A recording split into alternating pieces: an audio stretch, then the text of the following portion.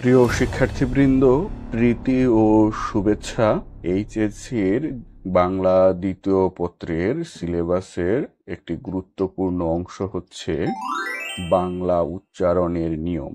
আজকের এই পর্বে বাংলা উচ্চারণের বেশ কয়েকটি নিয়ম তোমাদের সাথে শেয়ার করব।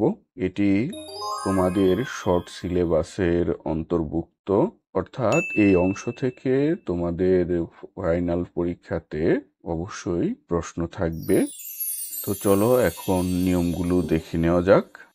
অ বর্ণের উচ্চারণ দুই রকম, যথা অ এবং ও।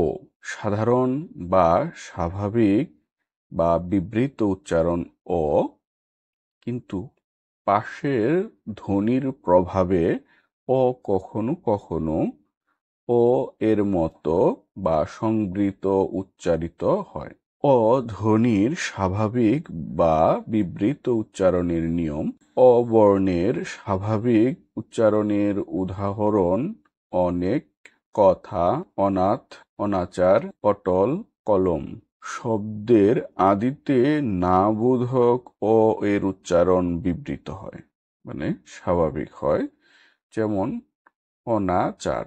অ কিংবা আ যুক্ত ধ্বনির পূর্ব অ ধ্বনি বিবৃত হয়, যেমন অমানিসা। পূর্ব স্বরের সঙ্গে মিল রেখে স্বরসঙ্গতির কারণে বিবৃত অ, যেমন যত। সহার্থে বা সহিত অর্থে আদ্য অ এর উচ্চারণ বিবৃত হয়, যেমন সবিনয়, সতীর্থ, সসীম। এখন আমরা দেখব আদ্য অ ধ্বনির সংবৃত উচ্চারণের নিয়ম। অ বর্ণের সংবৃত বা ও এর মতো উচ্চারণের উদাহরণ অতি, অনু, পক্ষ, গদ্য, মন, অত্যাচার, গ্রহ, ব্রত, রক্ষিত, মোহ।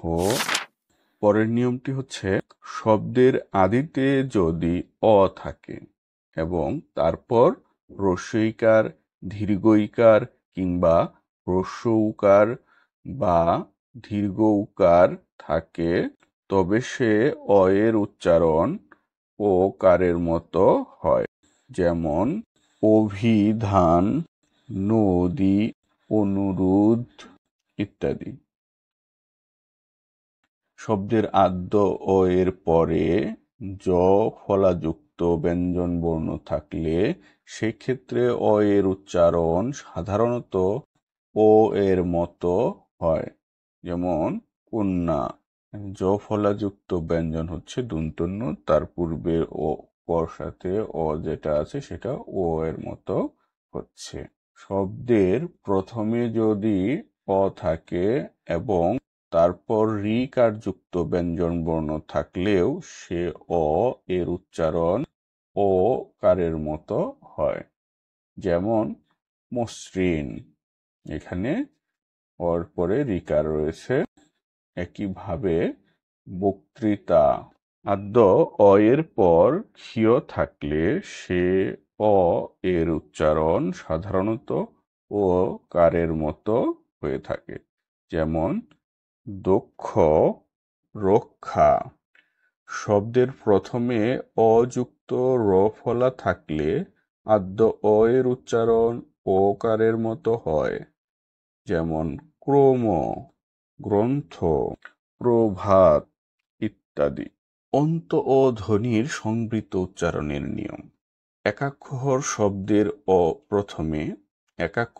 শব্দের প্রথমে অ এবং পরে দন্তন্য থাকলে ওকারের মতো উচ্চারণ হয়, যেমন মন, বন।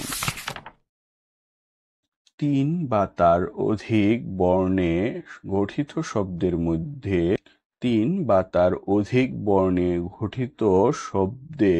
মধ্য অ সাধারণত ওকার রূপে উচ্চারিত হয়, যেমন আদর, বেতন, ওজন ইত্যাদি।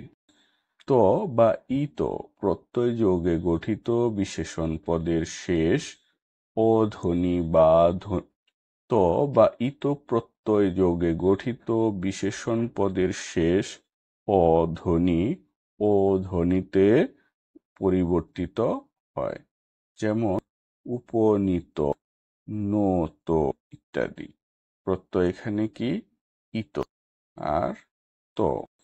শব্দান্তে যুক্ত বর্ণ থাকলে অন্তিম অ সাধারণত ওকারের মতো উচ্চারিত হয়, যেমন পদ্য, চিহ্ন। শব্দের শেষে অ ধ্বনির আগে অনুস্বর থাকলে অ ধ্বনি ও ধ্বনিতে পরিবর্তিত হয়, যেমন কংস, ধ্বংস। শব্দের শেষে অ ধ্বনির পূর্বে রফলা বা রিকার থাকলে শেষের অ ধ্বনি ও ধ্বনিতে পরিবর্তিত হয়, যেমন বিকৃত, মৃত, কৃশ। বিশেষ্য শব্দের শেষে হ এবং বিশেষণ শব্দের শেষে দয়বিন্দু র থাকলে অন্ত অ বিলুপ্ত না হয়ে ওকারের মতো উচ্চারিত হয়, যেমন বিবাহ, বিরহ ইত্যাদি। তো আজকের পর্বটি এ পর্যন্তই। আশা করি তোমাদের পর্বটি কাজে লাগবে। যদি কোনো জিজ্ঞাসা থাকে অবশ্যই মন্তব্যে জানাবে। সবার সুস্বাস্থ্য ও নিরাপদ জীবনের প্রত্যাশা রেখে আজকের মতো শেষ করছি। শেষ করার আগে সকলের কাছে আহ্বান, আমার চ্যানেলটি এখনো সাবস্ক্রাইব করে না থাকলে অনুগ্রহপূর্বক সাবস্ক্রাইব করে নাও। সবার জন্য শুভকামনা। আল্লাহ হাফেজ।